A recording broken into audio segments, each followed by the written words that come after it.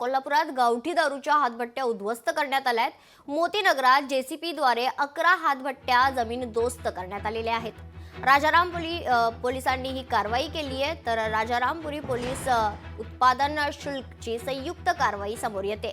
काही दिवसांपूर्वी उत्पादन शुल्क विभागाच्या अधिकाऱ्यांवर हल्ला झाला होता.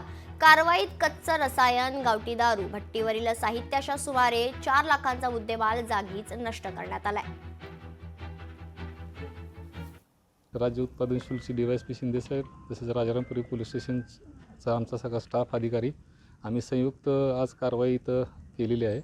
साधारण 6 लोकांच्यावर कारवाई केलेली आहे आणि 2 ते 2.5 लाख रुपयाचा मुद्देमाल इथं दारूचा रसायनचा नष्ट केलेला आहे आणि कारवाई अजून सुरू आहे.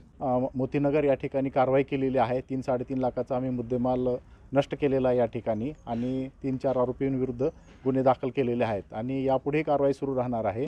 आणि आम्हाला माननीय आयुक्त विजय सूर्यवंशी साहेब तसेच आमच्या विभागीय उपायुक्त विजय चिंचाळकर साहेब आणि आमच्या अधीक्षिका कोल्हापूर जिल्ह्याच्या श्रीमती स्नेहलता नरवणे मॅडम यांच्याकडून आदेश प्राप्त झालेले आहेत की अवैध मद्याची निर्मिती, वाहतूक व विक्री विरुद्ध कायमस्वरूपी आणि सतत कारवाई चालू ठेवण्यात यावी आणि त्या अनुषंगाने कारवाई करण्यात येत आहे आणि यापुढे सुरू राहणार आहे.